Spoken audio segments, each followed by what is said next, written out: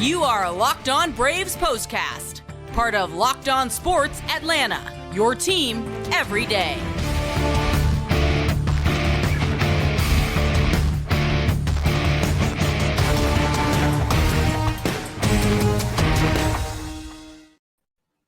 Hello and welcome into the Braves POSTCAST, part of Locked On Sports Atlanta. Grant McAuley, Jake Mastroianni with you here on what has been a little bit of a troubling trend after the All-Star break for the Atlanta Braves. All those wins they were picking up heading into the break, well, they've been a little bit harder to come by here in the second half. They've lost back-to-back games against the Arizona Diamondbacks, which means they have lost back-to-back series. And that is not something we could say about the Atlanta Braves for about a 6 or 7 week run. But unfortunately, it's something we got to talk about on this edition of the POSTCAST, a 5-3 victory for Arizona as Charlie Morton was unable to hold the Arizona bats at bay and keep the Diamondbacks from jumping out to a lead. And the Braves offense, after a night in which they had plenty of runs, found them a little bit harder to come by against Ryne Nelson. We'll get into all of that. And of course, we'll preview the series finale, which comes your way on Thursday. Before we do any of that, though, I want to remind you, subscribe to Locked On Sports Atlanta right here on YouTube. Click the bell to get notified.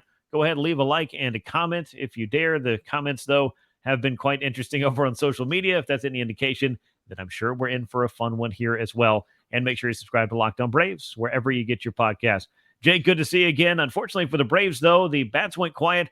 Charlie Morton had a little bit of trouble, and Atlanta wasn't able to pull off that ninth inning rally, which we've come to expect, I think, out of this club over the past few years. Yeah, I mean, brought the time run to the plate. I mean, they gave themselves a shot in this one. But, you know, as good as things went for the Braves before the All-Star break, everything going the exact opposite right now for them. No excuses, but it just feels like every ball the Diamondbacks hit is just fair, and every ball the Braves hitting is just foul, or every hard hit ball is go right to somebody. It happens over 162. Would rather it happen to the Braves right now than in a couple of months. Yeah, if you can get picky about when it happens, it would certainly be better to get all this out of their system before you get into that October run, most definitely. But for the Braves, as we get inside the box score and the line score of game number 94, just unable to find the offense that they needed on this night. And again, that just seems to be kind of to your point, Jake, the way things have been going. They had plenty of offense last night. They didn't need 13 runs to lose a day ago, but they could have used 13 runs to maybe win a day later. But that ain't how it works. Diamondbacks now 54-42, 5 runs, 9 hits, no errors, 9 men left on base for them. Braves 61-33, 3 runs, just 4 hits, 1 error, only 2 men left on base. Ryne Nelson, he threw a great game. Credit to him. 6-5 now on the year. 7 innings of 2-run ball, allowed a couple of solo home runs. That was it among 3 hits, 1 walk, 5 strikeouts. He just seemed to be one step ahead of the Braves lineup throughout this game. Charlie Morton, meanwhile, he ran into trouble a couple of different times and was unable to escape the 6th inning. He was charged with the loss. He's now 10-7 as he gave up 4 runs to Arizona across his 5 2/3 innings. Kevin Ginkel, it was interesting in the 9th inning, and we'll get to that. Second save in as many days, and second save, I believe, of his career as well, as he was able to face down Atlanta's lineup and able to short circuit a rally that the Braves had going there. 2 hours, 26 minutes time of game, 41,992. Another packed house on hand to see it on a night in which we were looking at the 30-year anniversary of the Fred McGriff trade. Ron Gant was on hand. They had a really cool bobblehead giveaway. Those were the wins that those fans got to enjoy. But unfortunately, Charlie Morton, it just seemed like he wasn't able, Jake, to put guys away. 5 2/3 innings, only 6 hits. He had 3 walks, only 4 strikeouts as well. The swing and miss stuff, Jake, just didn't seem to be there. It wasn't, and we talked about it yesterday, this Diamondbacks offense do a pretty good job of putting the ball in play. They got some good power, some speed as well. That kind of lends into that. And yeah, just a bad combination here of walks and 2 out hits. It seems like anytime he made a couple of walks, it came back to bite him in this game. And it was obviously the 2 out hits, all their runs coming off that. So again, just not able to, or at least all the runs off Morton, not able to put hitters away, not having that swing and miss stuff. And like I said, just right now, when balls are going in play right now against the Braves, it just seems like good things are happening for the other team. So when you're not getting those strikeouts, you're not getting the swings and misses, the way things are going right now, and then you combine that with the walks, that 1 inning, you know, he walked Corbin Carroll, he walked Christian Walker right after that. And it's just, you know, that led to a couple of runs there. That was obviously pivotal moment in this game. So again, just a bad combination of walks, timely hitting for the Diamondbacks, a couple of balls going their way. One in the first inning just snuck down the first base line by Matt Olson to get into that right field corner. So again, just a bad combination of things going against the Braves right now. Wasn't obviously the best game for Charlie Morton. He did at least give them some length, and I think gave them a chance to win the game on most nights with this offense, but certainly wasn't the most dominant, best performance we've seen from Charlie Morton, who had been on a really good run leading up to this one. Yeah, I mean, things didn't get completely out of hand really at any point in this game, and you kind of kept thinking, and I know Brian Snitker says this a lot, whether people want to hear it or just kind of feel like it's one of those things that they've just heard it enough. But if you look at what the Braves have done and their ability to come back and obviously hang a crooked number on the board very quickly, you feel like if you keep it within a couple of runs, you've got a chance. And I'm not talking about waiting until the ninth inning, obviously, either. But, sometimes those have worked out for the Braves as well. But it just wasn't to be on this night. The sum total of the offense was a couple of solo home runs. They're talking about something good for Atlanta that happened in this one after Marcell Ozuna got him on the board, tying things up with his solo home run in the second inning. Arizona jumped back out onto Charlie Morton, got that lead right back. But a little bit later in this game, 19th home run of the year for Austin Riley, third already in this series. Jake, we talked about this not altogether too long ago. Feels like we just kind of signed off of a similar postcast where we were saying lots of folks have wanted to see Austin Riley maybe get on a hot streak.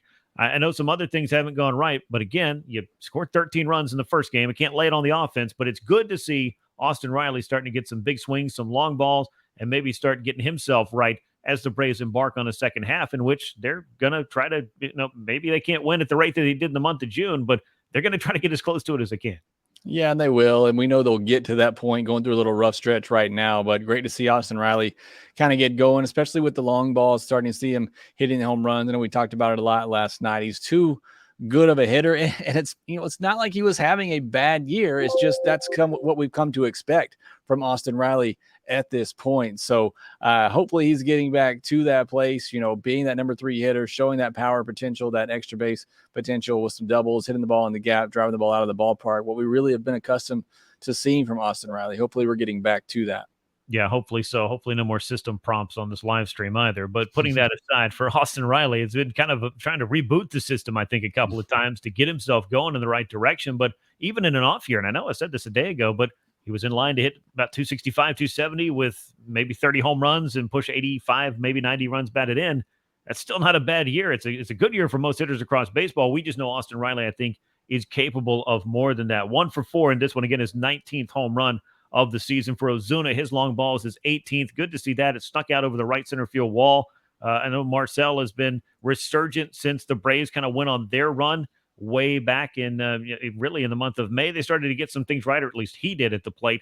And then, of course, in June, he was right in the middle of everything good. So the Braves are going to want to see him continue to make some contributions. We've also seen injuries be a huge storyline over the course of the second half already. A.J. Minter, Nick Anderson, Colby Allard on the pitching side of things.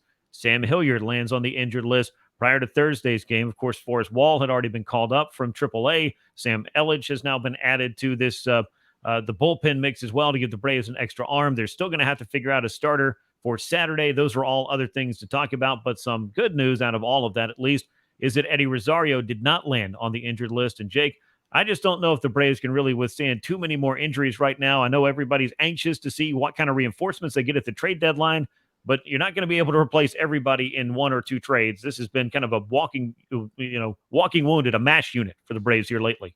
It has been. And I talked about this on the podcast, the fact that there's a bit of a roster crunch here is what deals can you make at the deadline? Because you have so many impactful guys who are injured that are going to be coming back at some point. It's got to be a little bit difficult for Alex Anthopoulos to say, okay, who's coming back? Who can count on coming back healthy? And what do I need to actually go out and get? So hopefully having some more clarity on that. Good to see Rosario bounce back. I know everybody's still kind of upset from that game last Saturday, the defensive aspect of it out there, but still he's been a really good hitter for the Braves. I mean, batting 7th in your order with a 787 OPS. I mean, I think you'll take that pretty much all day out of your 7-hole hitter. Maybe there are some deficiencies there on the defensive side. There are some there that we know, but still, he's been a really solid player for the Braves. He's had some big moments this Diamondback series last time, the big grand slam that he had. A lot of people point to that as the kind of the turning point in the Braves for their season to really just get them on a big hot streak. So again, we know what Eddie can do when he's clicking. Sure, he has some ups and downs, but good to see him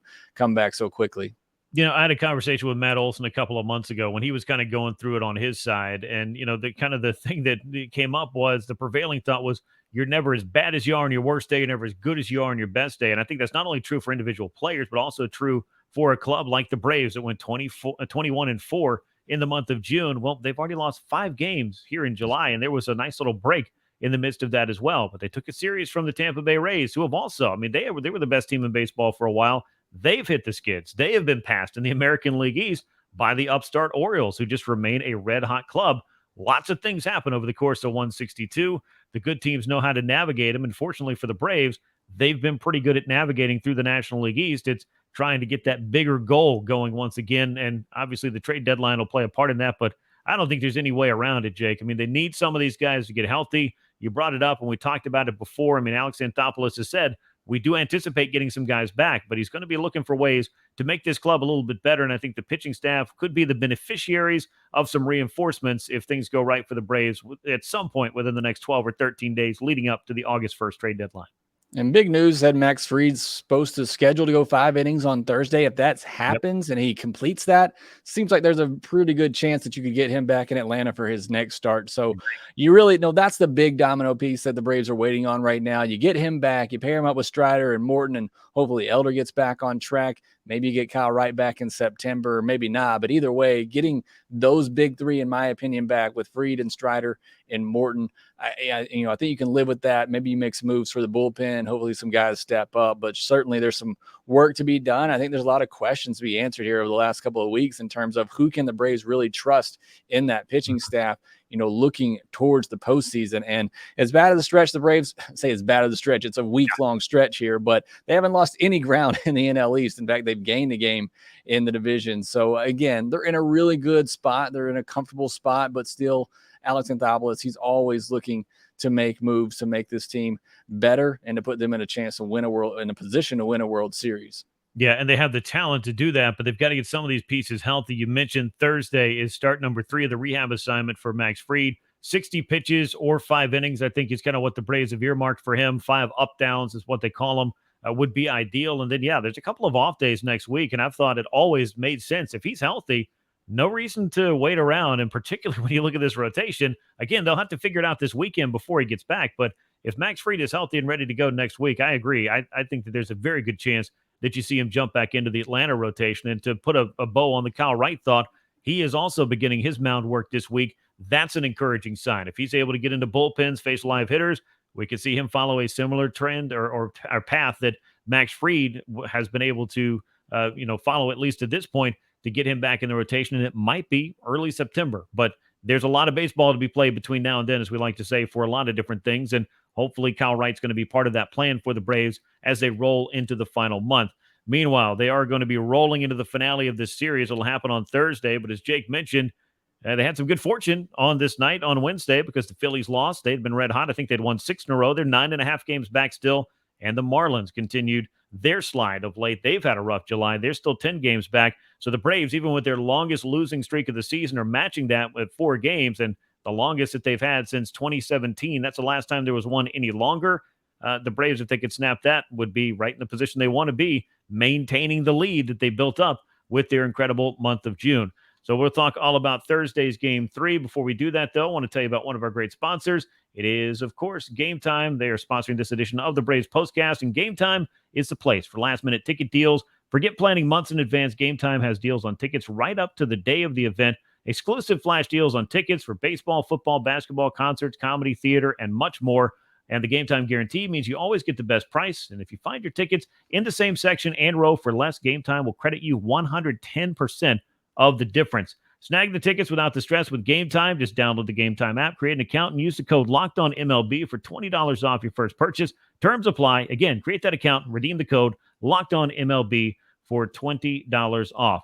Finale of this series is happening on Thursday. It's Spencer Strider on the mound. He's 11-3. You got Zac Gallen on the mound for the Diamondbacks, 11-4. I think both these guys are going to be getting some Cy Young consideration. Strider, of course, the Major League strikeout leader. Gallen, meanwhile, the ace of the staff for a Diamondbacks team that very much has its sights set on October. Jake, I think this is kind of a fun pitching matchup. And for the Braves, I think this is the guy you want on the mound right now. At least it feels that way to me. Yeah, certainly, when you got a losing streak going on, you want to get Spencer Strider out there. I know a bit of a rough start for him last time. That's where the game where maybe the defense let him down a little bit. And that one, he got beat on a couple mistakes as well. But this is still a guy that, you want out there to try to stop the bleeding. So should be a great pitching matchup. Take a long lunch break here because you are going to see two NL Cy Young candidates going at it in an afternoon affair. So really looking forward to this one. Hopefully the Braves can end this losing streak and hopefully get some momentum going. Yep, would be wonderful. Momentum is as good as the next day's starting pitcher. And again, Spencer Strider at 11-3, and the major league strikeout leader has given the Braves a lot this season. They'll be looking for him to kind of be the stopper on this day. Stop that 4-game losing streak, avoid the sweep in the series, and give the Braves a little momentum as they head out to face a first-place Milwaukee Brewers club that has certainly started to find things and suddenly started to turn it around in the Central. So a lot of interesting stuff is happening around this time. And of course, the Braves want to be in the middle of all of that. And we here on Locked On Sports Atlanta want to remain right in the middle of that. So make sure you're tuning in for the postcast. We bring them as many as we can to you throughout the course of the season. And game 3 of the series at 12:20 p.m. Eastern time, first pitch at Truist Park. And then we'll be around to wrap it up for you when all is said and done. That'll bring us to the end of this edition of the Braves Postcast, part of Locked On Sports Atlanta. Make sure you subscribe on YouTube and Locked On Braves wherever you get your podcast. For Jake Mastroianni, I'm Grant McAuley. We look forward to catching you again soon. Once again, the final in this one, a 5-3 win for the Diamondbacks over the Braves. Braves will look to bounce back on Thursday. We will catch you after that game. And until then, so long, everyone.